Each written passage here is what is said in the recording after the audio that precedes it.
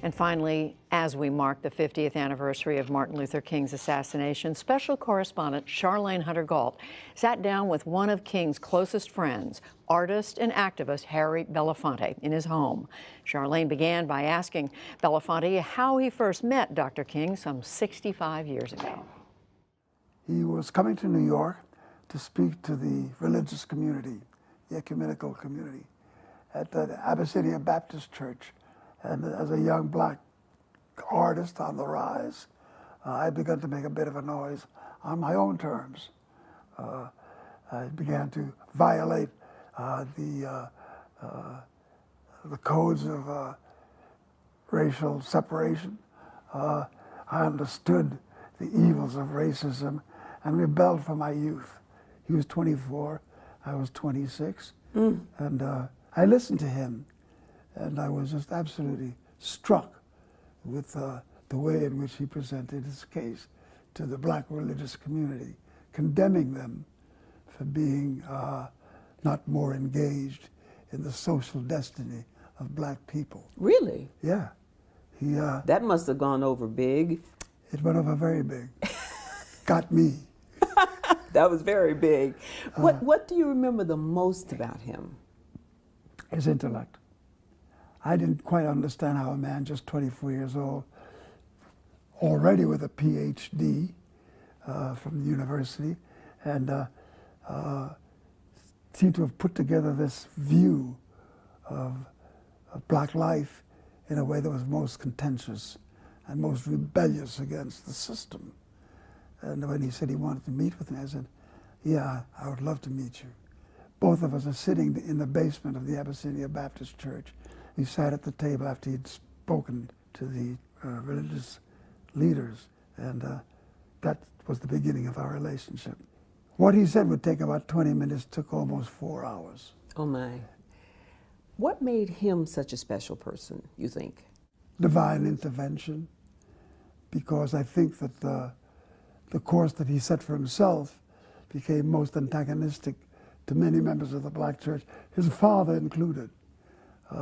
Daddy King didn't like making all this trouble with white folks. Is that right? Yeah.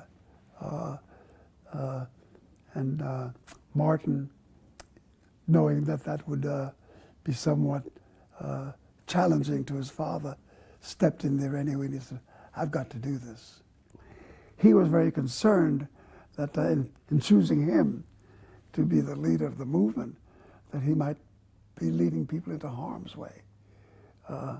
He said, I'm not cut out for this. I don't know what to do. So he had his doubts. Grave doubts as to his qualifications. He was willing to be patient. He was willing to take on the responsibility because he had a vision eventually for what he thought he might be able to achieve. He wasn't too sure about it. He was very much in conflict with what that might lead to. And he also had a family at that time. Did he have conflicts there about being away from them so much? He did not understand how daunting all of this would have become. He saw it really as something to which there would be a commitment for a year or two to straighten out this thing on riding on the bus and segregation laws, and that could be dealt with in short order if there was enough power behind his leadership. But when he got into it, it turned out to be much more than that, because once he got into the idea of ending segregation, he then had to talk about poverty. He then had to talk about housing in the South. Dr. King went down and established a relationship with the garbage workers, but then found out that their plight was part of a much bigger canvas, and that he had to take on the plight of all poor people. Black or white? Black or white. Or any color. All caught up in the unjust economic system. Now, in his To the Mountaintop speech, which of course was his last, and I've seen the promised land. He spoke then, that was 1968, of how the nation was sick. He said, trouble in the land, confusion all around. And yet he remained hopeful because he said at that time, only when it is dark enough can you see the stars. What enabled him to stay hopeful? And you too. His moral sense of justice. He just really felt that what he was doing was morally correct. What do you think he would be working on today? Well, if Dr. King had lived, there would be no today as we know it.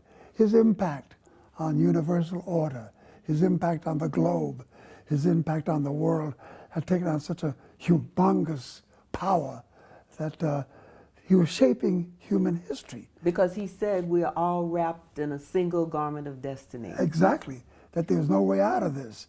You all can do what you want to do, but I'm going to have to wrestle with the fact that there ain't nothing you can do but deal with it. Okay, so what do you think it will take today to make his dream of the beloved community a reality?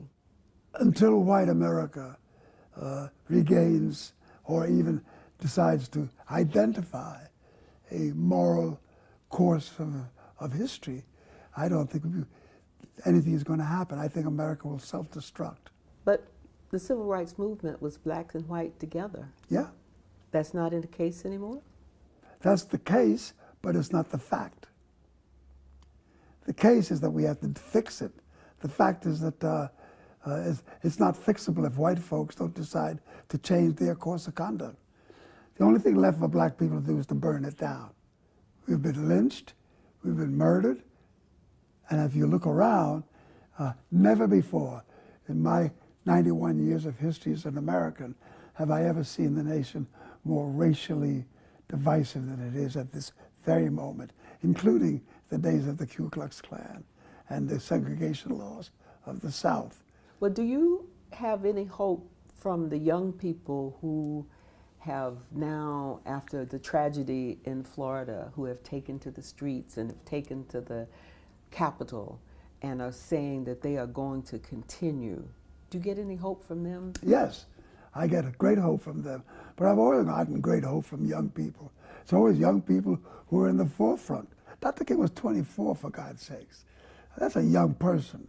He's not a kid, but all around him were these young men who were 18 and 19 and 20. So it may be a moment of passing the baton. Are you ready for that? Yes, we've been ready for it. Well, Harry Belafonte, thank you for joining us. Well, what are you going to do with the baton? Good question. Harry Belafonte saying he was shaping human history of Martin Luther King Jr.